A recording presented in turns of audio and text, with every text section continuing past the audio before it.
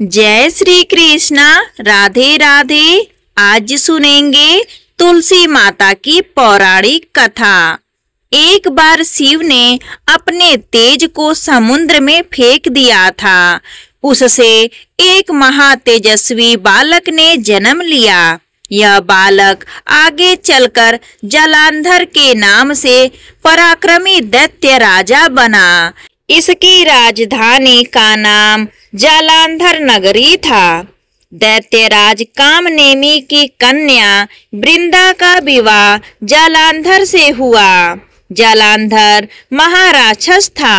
अपनी सत्ता के मद में चूर उसने माता लक्ष्मी को पाने की कामना से युद्ध किया, परंतु समुद्र से ही उत्पन्न होने के कारण माता लक्ष्मी ने उसे अपने भाई के रूप में स्वीकार किया।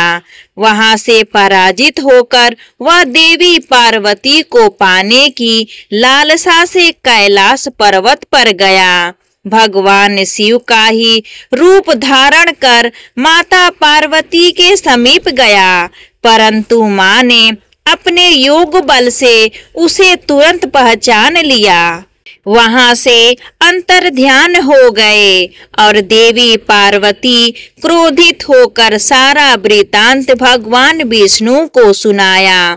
जालंधर की पत्नी वृंदा अत्यंत तीव्रता पुत्री थी।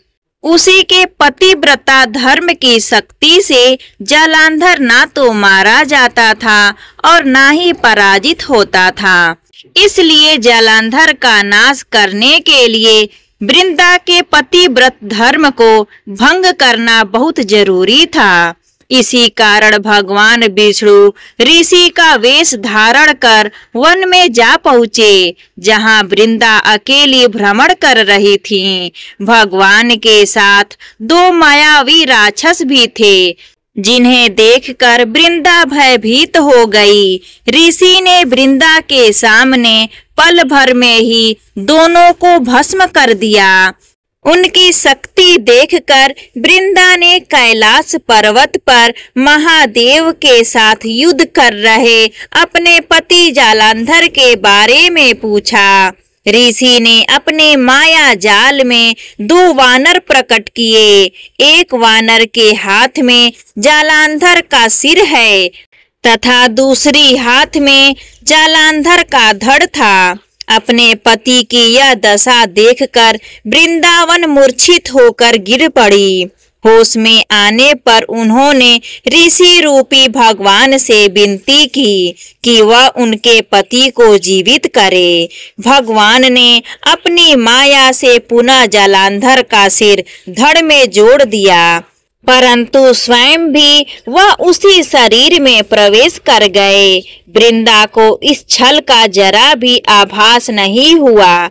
जालंधर बने भगवान के साथ वृंदा पतिव्रता का व्यवहार करने लगी, जिससे उसका सती व्रत भंग हो गया। ऐसा होते ही वृंदा का पति जालंधर युद्ध में हार गया। इस सारी लीला का जब वृंदा को पता चला तो उसने क्रुद्ध होकर भगवान विष्णु को हृदयहीन शिला होने का श्राप दे दिया।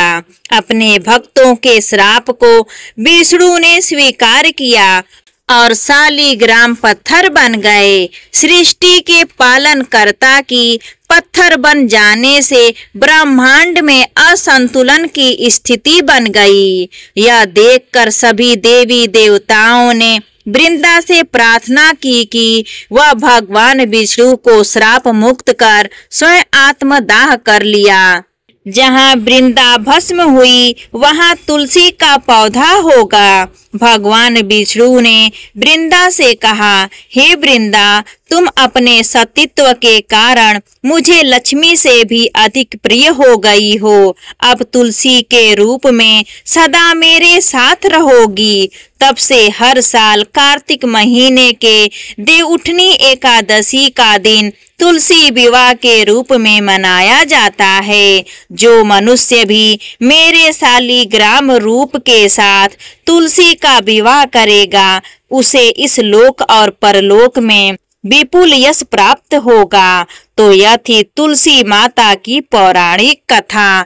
अगर आपको यह कथा अच्छी लगी हो तो प्लीज हमारे चैनल को सब्सक्राइब करें, वीडियो को लाइक करें, अपने दोस्तों के साथ परिवारों में इस वीडियो को ज़्यादा से ज़्यादा शेयर करें। धन्यवाद।